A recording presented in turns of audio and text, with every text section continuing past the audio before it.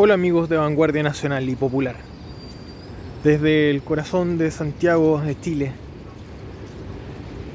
les entrego este nuevo capítulo de Educación Cívica Popular. Veremos la teoría del Estado, las formas de gobierno y algunas de las teorías políticas o doctrinas políticas principales a grandes rasgos. Teoría del Estado: organicistas y pactistas. La doctrina organicista nos dice que el Estado nace como consecuencia de nuestra propia naturaleza, de la naturaleza gregaria, del instinto gregario del hombre. Y en cambio, la teoría pactista nos dice lo contrario, que nace de nuestra libre voluntad de pactar, querer vivir en sociedad.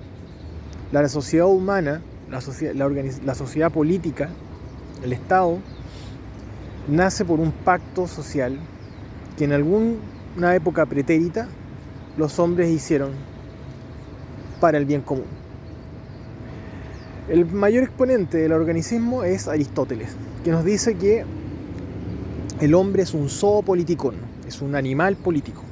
El hombre que vive solo o es un dios o es una bestia, pero, o visto al revés, es una bestia o es un dios, pero hombre no es un hombre. Entonces es la propia naturaleza biológica y espiritual del hombre que hace que para poder sobrevivir se organiza políticamente. Vimos que primero forma familia, la primera organización humana es la familia, y posteriormente una reunión de familias forma un clan, y los clanes a su vez forman tribus, y los tribus forman pueblos, y los pueblos forman naciones, y las naciones se organizan política y jurídicamente, dando origen al Estado. Ahora, el Estado es entendido en sentido genérico, como organización política humana, como la forma en que se organizan los seres humanos. Pero Estado en estricto sensu se entiende como una forma de organización política muy particular que nace en el siglo XVI y que es en torno al Estado-Nación. Pero eso es más bien, bueno, eso es materia más complicada, pero para que sepan que a veces se hace esa salvedad, sobre todo en el ámbito académico. Pero estamos hablando en un sentido filosófico más amplio, y es como organización humana, política. Eso es la nación jurídicamente organizada, y eso existe, a mi modo de entender, no como dice Rousseau, que es el gran exponente del pactismo, que en algún momento los hombres pactaron vivir en sociedad, sino que nace de la naturaleza humana. Tanto es así que para que nosotros podamos prosperar, reproducirnos y perpetuar la especie, necesitamos una primera asociación, que es la de un hombre y una mujer, y forman una familia. Y se van a preocupar de la crianza de los hijos y de la convivencia mutua. Y esas familias dan origen a clanes, a una familia extensa, un patriarca, un abuelo, un bisabuelo, un linaje, una estirpe, que forma clanes, que forma tribus, que forma pueblos, que forma naciones, y que esas naciones se organizan políticas y jurídicamente en el Estado.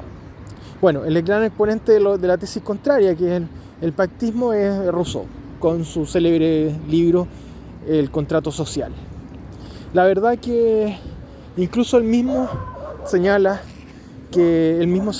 que era más bien una forma de explicarlo, una especie de mito para explicar el origen de la sociedad, de que nace por este pacto que libremente se da y qué sé yo, pero realmente en los hechos eso jamás ha ocurrido. Los hombres en la época de las cavernas no se reunieron y dijeron vamos a formar una sociedad. Se formó de manera natural, como les digo, en torno a los clanes, las tribus, los pueblos, etc. Bien, eso. Bueno, otro exponente del organicismo podríamos decir que es Augusto Comte, padre de la sociología, y que da una clasificación o una división de la sociedad más o menos bien parecido a la clasificación platónica que había de la sociedad. La clasificación que hace Platón en la República, en base a que el cuerpo social estaría dividido en, siguiendo más o menos las potencias del alma, es decir, eh, el estómago o la sensualidad, el corazón o la pasión y el cerebro o la mente.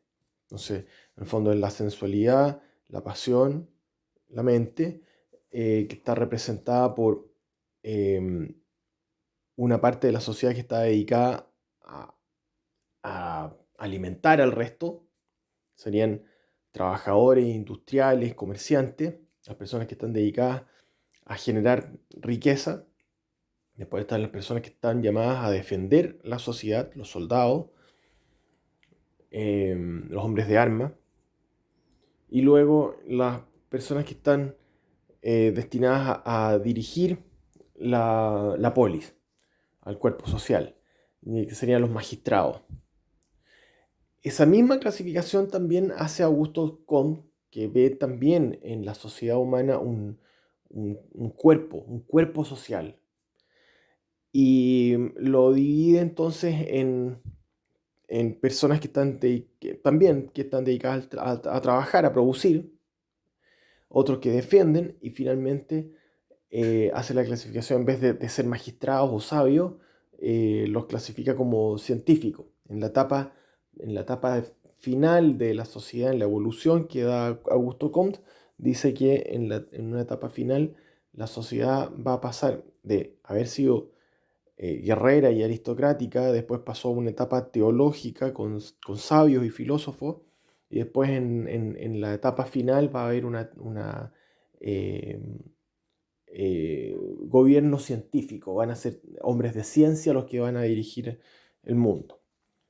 Y da esta clasificación entonces, que en el fondo son siempre campesinos, soldados, sabios, es la clasificación platónica.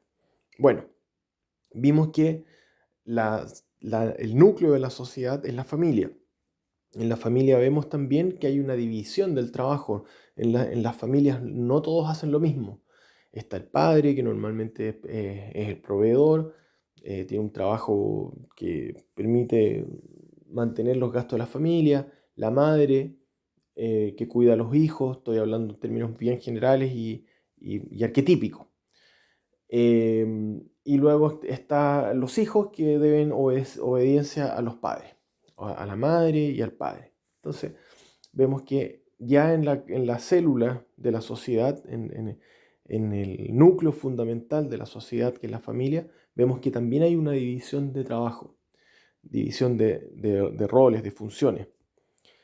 Toda organización requiere, para poder cumplir con los objetivos de la misma, que en el caso del cuerpo social es nada más y nada menos que la perpetuidad de la especie y el bien común, el progreso y la, mm, la supervivencia de la especie, prevalecer en el tiempo, prevalecer y vivir mejor.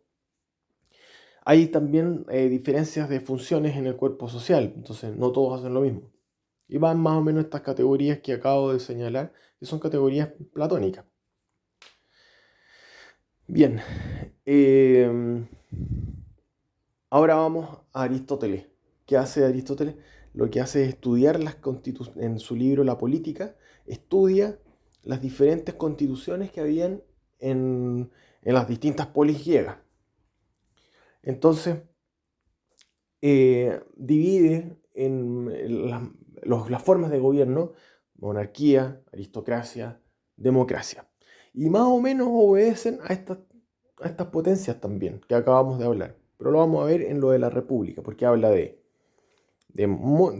monarquía, aristocracia, democracia y finalmente la república, que es la mezcla de los tres anteriores. En la monarquía, es el gobierno, como su nombre lo indica, de uno solo. Hay un puro mono sabio. Ahí está el monarquía. Entonces, este mono, gobierno de uno, es el gobierno del mejor y que gobierna para los demás. Siempre gobierna para los demás. Y después viene la aristocracia, es los mejores para que gobiernan para los demás también. Y la democracia es el gobierno del demos, el pueblo, para todos. Por eso se lo define como el gobierno del pueblo y para el pueblo. Y gobierno del pueblo y para el pueblo y por el pueblo. La corrupción de estos gobiernos, a su vez, también todo esto es estudiado por los griegos. Nada nuevo después de los griegos, se dice. Nil post graecos. Bueno, o nil subsole también. Nada nuevo bajo el sol. También tiene su contrapartida, su degradación. Entonces, también por un principio de que lo óptima pésimo. La corrupción de lo óptimo es lo peor. La monarquía tiene su contrapartida más espantosa, que la monarquía es el mejor gobierno, el gobierno del mejor personaje, de la mejor persona que podemos encontrar en la sociedad, y gobierna a los demás generosamente. Ya, bueno, la contrapartida de eso es el peor de los hombres gobernando, o ni siquiera el peor, pero un gallo malo, y que gobierna para él. No gobierna para los demás, gobierna para él, para enriquecerse, oprime al pueblo. Es un carajo, ese es el tirano. Después viene la aristocracia, que es la degradación de eso. Sería, podríamos decir, la oligarquía o la plutocracia o un gobierno de carajetes que es de una pandilla de gángster que oprimen a la gente y se enriquecen, gobiernan siempre para ellos. Y después viene la demagogia, que es la corrupción de la democracia, que de las formas impuras de gobierno es una de las menos terribles. Por eso es que se puede decir de que, claro, la democracia no es el mejor gobierno, pero es el menos malo. Claro, efectivamente, no es el mejor gobierno filosóficamente, porque es un asambleísmo. Todos nos tenemos que reunir y gobierno de todos, para todos y por todos, pero ponerse de acuerdo entre todos es un bastante encarajinado. Pero su degradación, que es la demagogia, que sería el de un tipo que le promete cosas a la gente y vamos a tener fiesta para todos los animales y qué sé yo, pero no lo cumple. Es un mal gobierno, pero no es tan espantoso como la tiranía o la oligarquía. No es tan horrible. Ya, bueno. Y ¿por qué tiene que ver esto con lo que habíamos hablado de las potencias del alma? Lo vamos a ver más adelante. Después viene la república. Y en la república es la mezcla de las tres formas de gobiernos puros, monarquía, aristocracia y democracia, que se combinan, se complementan armónicamente de manera que se equilibran. Y esto es la república. Y es el gobierno, la mejor forma de gobierno para Aristóteles. Y lo encuentro bastante razón. Y en los hechos es lo que se ha ido dando con el paso de los siglos. Esa es la forma de gobierno que ha prevalecido, que ha pasado por la censura del tiempo. Es la forma de gobierno que normalmente tienen los países que mantienen un Estado de Derecho, tienen una república en que hay, por ejemplo, un presidente de la república y un verdadero monarca, un monarca elegido periódicamente. Entre paréntesis, los godos, nuestros antepasados, ellos elegían a sus reyes. Bueno, después hay un un Congreso Nacional, que se supone que debería representar a la democracia, pero no lo hacen los hechos. Más bien es una aristocracia más. Después está el Poder Judicial, que supuestamente debiese ser la aristocracia, pero en los hechos es un poder un poco disminuido frente a los otros. Pero cada vez tiene mayor independencia, por lo menos en nuestra constitución actual. La de 1980 y sus modificaciones posteriores, incluyendo la modificación del Lago de 2005, es una constitución que le da efectivamente poder al, valga la redundancia, poder judicial. Lo empodera, tanto que les gusta la palabra ahora, empoderamiento, sí, lo empodera. Las constituciones anteriores en Chile no. Bueno, teóricamente la aristocracia está representada por el poder judicial. ¿Por qué? Porque es un grupo de notables, de magistrados, que ellos saben el derecho, están ahí no porque los hayan elegido. Bueno, los eligieron, los nombraron, no los eligieron, los nombraron. Pero entran ahí porque pasaron primero porque estudiaron leyes, son abogados, son letrados en los términos jurídicos, así se dice, son letrados, y saben la ley, pasaron por una academia judicial además, y van teniendo un ascenso en base al mérito y el buen comportamiento. Entonces es una aristocracia. En términos filosóficos, eso, es una aristocracia. Y supuestamente el Congreso Nacional debería, o por lo menos la Cámara de Diputados, debería representar al pueblo. Bueno, y ahí uno ve que de repente hay gente que no tiene mucha preparación, pero tiene representación. Y eso es importante, entre paréntesis. O sea, por ejemplo, un tipo, los hermanos Palestro, no eran muy preparados, pero eran representativos de cierta cosa populachera y estaban ahí, no tenían preparación, pero tenían una representación. Bueno, y esto de la monarquía, la aristocracia y la democracia representa también, si ustedes se fijan, en algún sentido, podemos hacer un símil con las potencias del alma de los magistrados, los soldados y el pueblo, más o menos. Más o menos. No totalmente, pero más o menos. Se dice, por ejemplo, que en la familia humana, el núcleo fundamental de la sociedad, el padre representa a la monarquía, la madre representa a la aristocracia y los hijos representan al pueblo. Y es más o menos así. La verdad que, por lo menos arquetípicamente es así. No siempre se da, pero más o menos en términos generales sí. Y como toda familia, la familia humana tiene conflictos, tiene pugna, hay cierta tensión entre las partes, entre el papá, la mamá, los hijos. A veces se hacen alianzas unos con otros, hay pelea, hay tensión, hay una dinámica ahí, que puede ser buena, mala, qué sé yo. Y en la sociedad humana en general también se da lo mismo.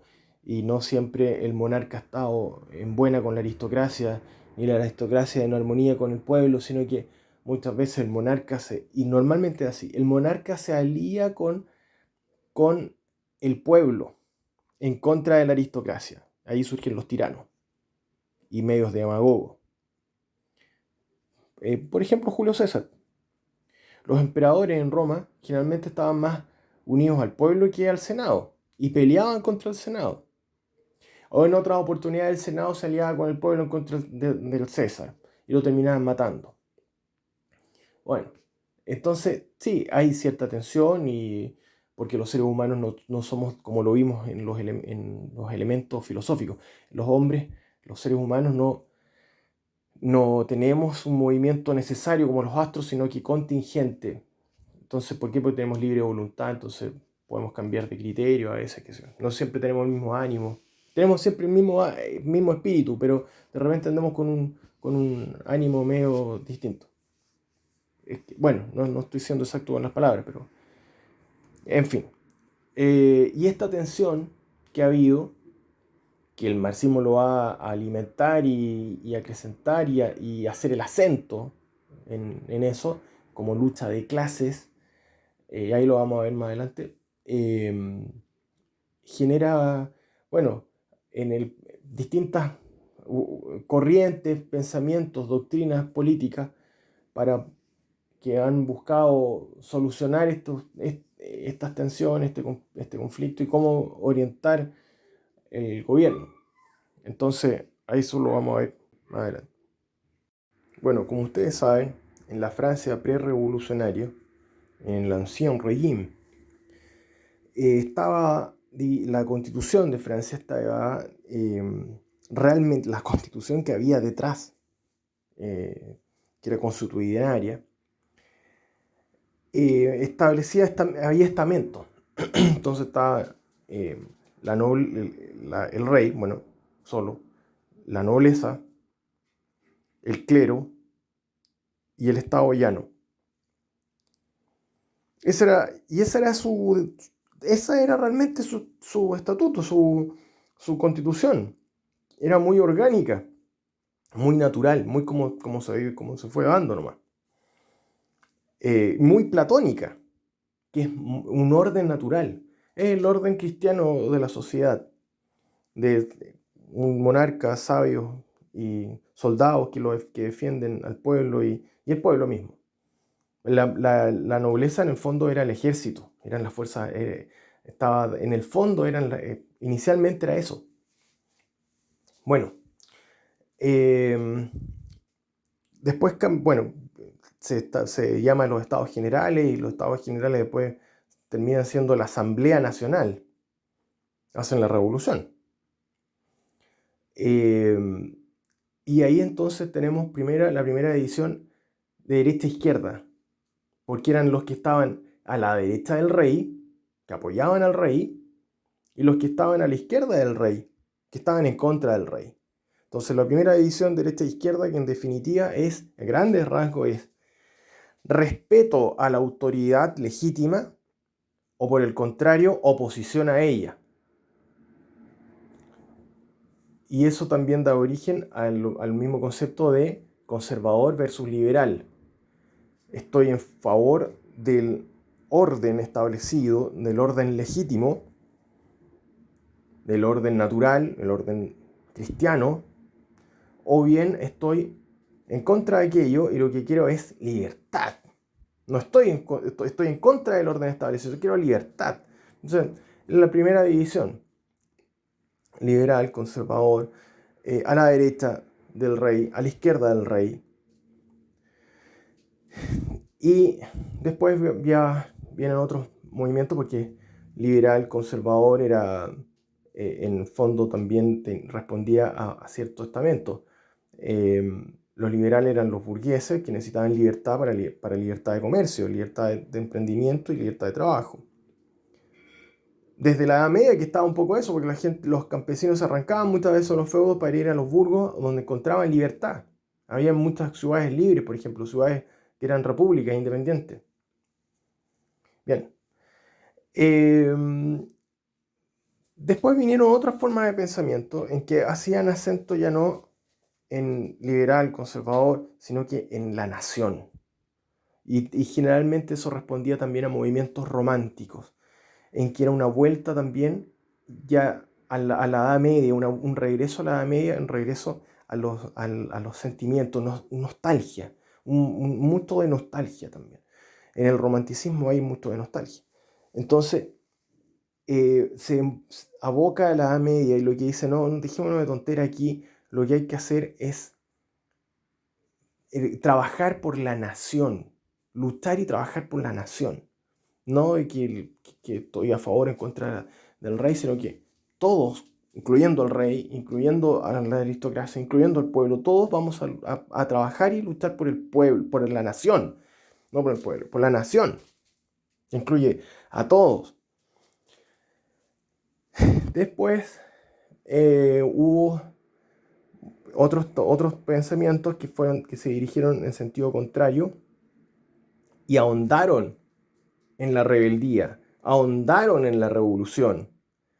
Entonces hicieron hincapié en las clases sociales y ya no era suficiente con la Revolución Francesa, ya no era suficiente con una revolución burguesa, sino que era necesaria una revolución proletaria, ya no de los comerciantes y pequeños artesanos e industriales, sino que del obrero, del campesino, del que no tiene voz, que no tiene voto, hasta del bandido también, del bandido y del ladrón, del mendigo también. Tenemos derecho a rebelarnos, nos vamos a rebelar. Entonces hicieron hincapié ahondaron, como digo, en la revolución y nace las ideas socialistas, las ideas anarquistas, y en este orden más o menos, socialistas, después hubo varios tipos de socialismo, socialismos utópicos también, estaban los socialistas fabianos. Eso es bien complicado, hay varios tipos de socialismo. Y después estaba el anarquismo, que en realidad siempre ha estado presente y subyacente a la revolución. El anarquismo, que es que no haya gobierno, una libertad absoluta, libertad en sentido negativo, es decir, ausencia de coacción externa. Entonces quiero libertad, que no me jodan nadie, no quiero gobierno. Es en definitiva lo que busca. Detrás de la revolución siempre hay subyacente esta idea anárquica. Entonces estaba en el anarquismo directamente, quería una acción directa y violenta para destruir el Estado. Y después vino el comunismo, y el comunismo científico con Carlos Marx, en que da una explicación más o menos encarajinada, equivocada, pero complicada, equivocada y complicada, de manera tal que parece científica y razonable, porque claro, está razonada, es razonada, pero mal razonada, en que hace este mismo análisis de clases sociales, de la tensión de las clases sociales, ve al Estado como un instrumento de clase para oprimir una clase social a otra, y lo que propone es que haya una dictadura del proletariado para pasar a una etapa socialista, de una hipertrofia del Estado, y finalmente esa hipertrofia termine por destruir al propio Estado, es decir, es un estatismo malintencionado, es un estatismo con miras a destruir al Estado. Y llegar a la etapa comunista, que es una etapa muy cercana a la anarquía, en que hay una libre cooperación de las comunas, de las personas que viven todo en común, y hay una libre cooperación y una anarquía, que no hay gobierno. Bien, como reacción a eso, ¿qué vino después? Lo contrario, el fascismo. Viene de facies, que eran los listones de los magistrados romanos, y en el fondo, ¿qué es lo que hace el fascismo? El fascismo dice, no señor, lo que aquí se requiere es autoridad, aquí no se requiere desorden, no se requiere anarquía, ni comunismo, se requiere firmeza, un gobernante que tome las riendas del poder, que tome las riendas del Estado y conduzca a la nación a la victoria. Eso es lo que necesitamos. Eso es el fascismo. Si el fascismo es el autoritarismo, no es otra cosa. No es otra cosa. Que después se mezcla, lamentablemente, con las ideas hegelianas, con el concepto de lógica hegeliana, que es el mismo que tenía Marx, de tesis y antítesis, y en vez de ser una tesis y una antítesis de clases sociales, es de estados. Entonces, propone el fascismo que para que haya gobierno, un buen gobierno, tiene que haber siempre una vida peligrosa. El Estado siempre tiene que estar al borde de la guerra. Y hay una apología a la guerra textual. Entonces consideran que eso siempre tiene que haber una tensión entre los estados. Y el nazismo hace lo mismo, pero con relación a la raza. Y acentúa entonces el nacionalismo y dice la nación se tiene que basar en la raza, porque yo puedo aprender el lenguaje, puedo adoptar las costumbres, puedo convertirme en la religión de un país, pero lo que nunca voy a poder tener, sino que por la naturaleza y el nacimiento mismo de uno, por el ser de uno, es la raza. Así que esto tiene que estar en base a la raza. Y la tensión tiene que haber lo mismo, el mismo factor. Vamos a pelear todos por nuestra raza, por nuestra nación, pero en pugna, en tensión con otras naciones y con otras razas. Siempre el diablo mete la cola con esto de Hegel. Entonces, la tensión, la lógica de contradicción. Sin lógica de contradicción es el falangismo. El fascismo es el falangismo. Sin la contradicción es el falangismo. Que nos habíamos saltado. La respuesta a la cuestión social, esto es un país más rápido, pero la respuesta que dio la Iglesia Católica a la cuestión social, que había nacido con la industrialización, con la era industrial, en que dejó afuera mucha gente, quedó sin trabajo, había gente que sobra, los que sobren y que andan pateando piedra. La Iglesia dijo: lo que tiene que haber es un Estado fuerte que subsidie, que proteja a los pobres, a los menesterosos. Así como se preocupan de la guerra, se deben preocupar de la paz y de los pobres, de alimentar a la gente, al pueblo. Eso es básicamente. Entonces, de pan, techo y abrigo para los necesitados, etc. Y dar trabajo, proteger la propiedad privada también, porque eso es un derecho humano, etcétera, etcétera. Bueno, en fin. Bueno, sin esta lógica de contradicción, de guerra, de que siempre el Estado tiene que estar en guerra, que siempre tiene que la raza se privilegia, pero pasando por sobre otros seres humanos, sin ese elemento de contradicción es el falangismo español. Franco al final, ¿qué es lo que hizo? Me dirán que quedó 40 años en el poder, sí, pero fue para poner orden después de todo. Había una anarquía horrible en España, mataron a sacerdotes, a más de 20.000 sacerdotes fusilados, a católicos por pasar por una iglesia se persinaban y los fusilaban los partisanos. Lo que querían era un Estado, se había dado cita, liberales, liberales, socialistas, comunistas y anarquistas. Lo peor del infierno, weón, se había dado cita en España. Y se tuvo que poner orden. Esa es la verdad.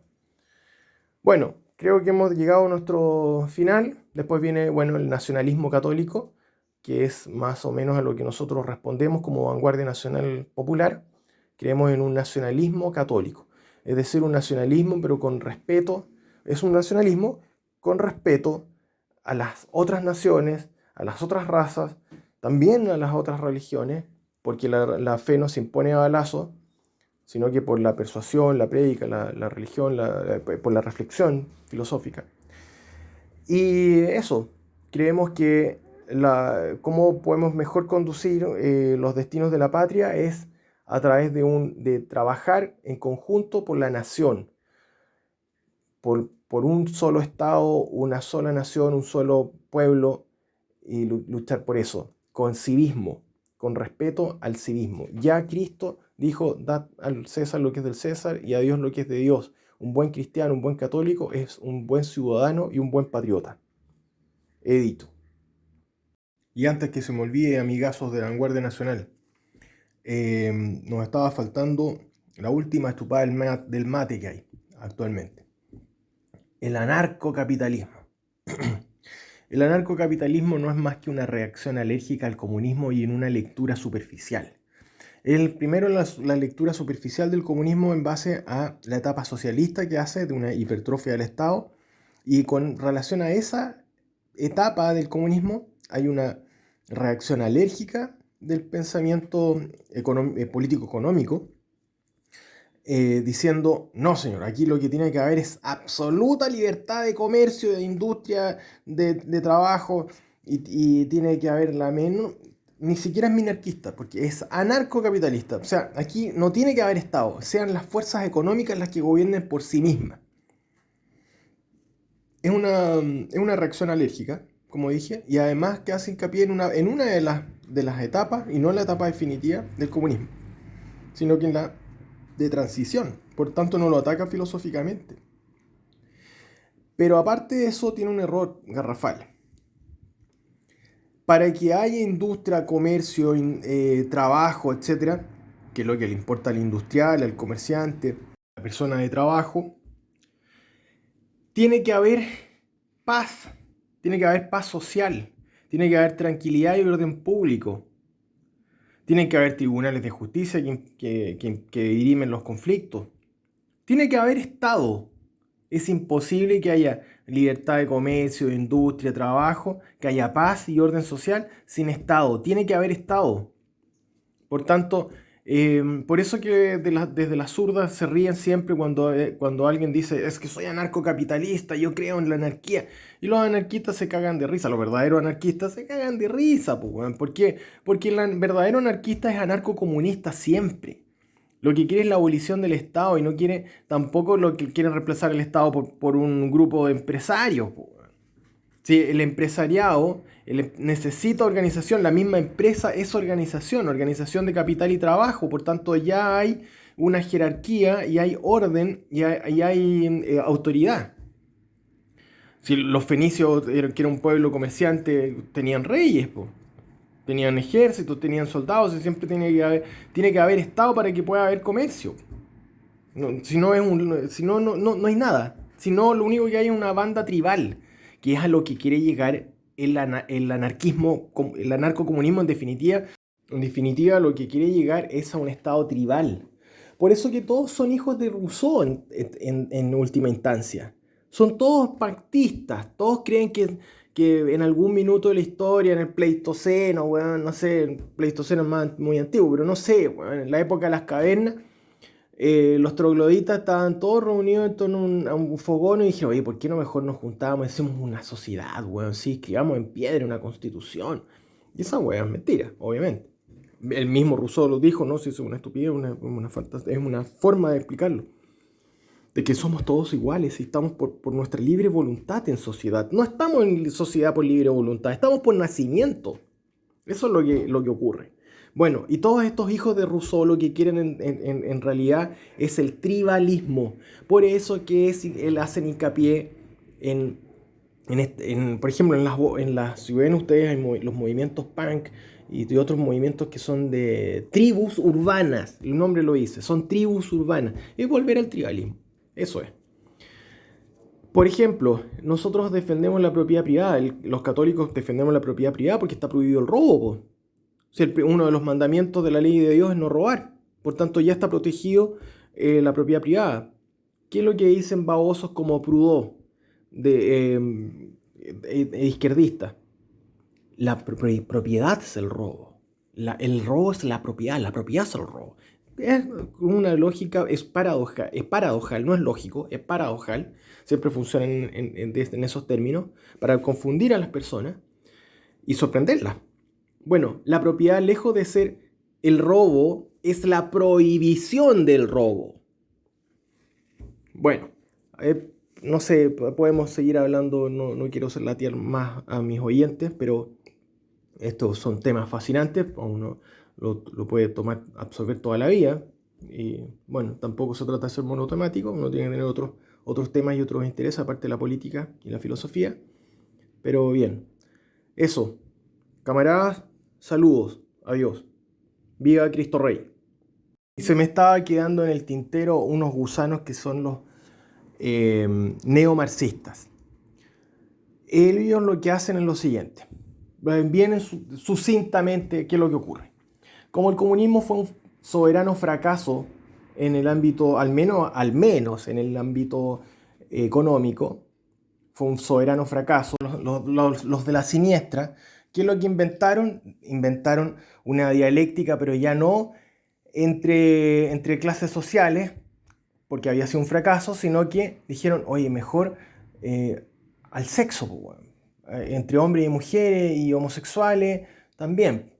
No podemos decir de otra forma más fuerte porque si no nos censuran, pero los homosexuales y gente normal, las heterosexuales, si se quiere podemos decir normales, para que no nos censuren los huevos.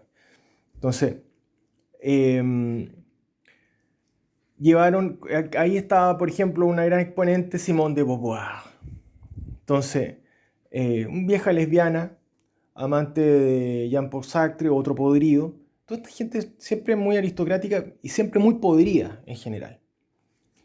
Ellos son podridos y quieren podrir al resto. Bueno, y tenemos a Foucault y a Gramsci. Y todos estos infelices que son neomarxistas en realidad son gramscianos, podríamos decir. Neomarxistas, o gramscianos, que lo que hacen en realidad es esto que acabo de señalar, llevar la dialéctica a otros ámbitos, al ámbito de la cultura. Indios contra blancos, negros contra indios, bueno, qué sé yo, y casados contra solteros, bueno, homosexuales contra gente no homosexual, o heterosexuales, como dicen ahora. Antes se decía gente normal nomás. Y así sucesivamente, entonces con eso mantienen siempre un conflicto porque son gente que no tiene paz consigo mismo, necesitan el conflicto, son hijos del conflicto y lo que quieren es la rebelión absoluta, destruir toda autoridad y empezando por la autoridad de Dios. Eso es lo que siempre quieren. Estos infelices son endemoniados realmente. Todos hijos de la revolución y de una revolución de las tinieblas en realidad. De la rebelión contra Dios. Bien, bueno, aquí hasta acá ha llegado mi análisis. Bastante objetivo, como ustedes ven.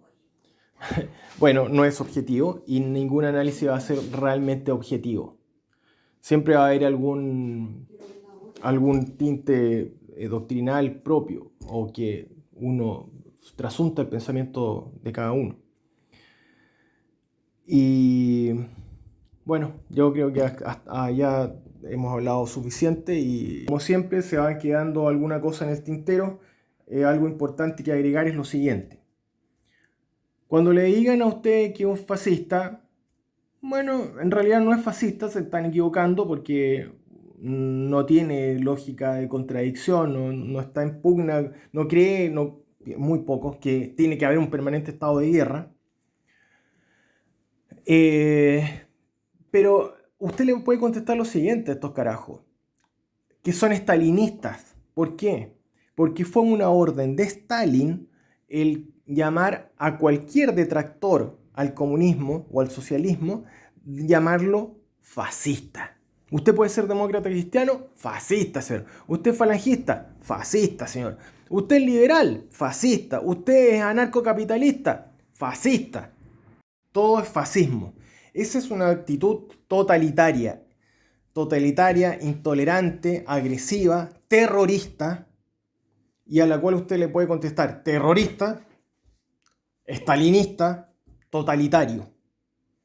Porque eso es lo que son realmente. Bueno, ahora sí que me despido y si me queda algo en el tintero, ¿qué se le va a hacer? Pero ya es una lata demasiado larga esta y ahora sí, adiós, viva Cristo Rey, saludos.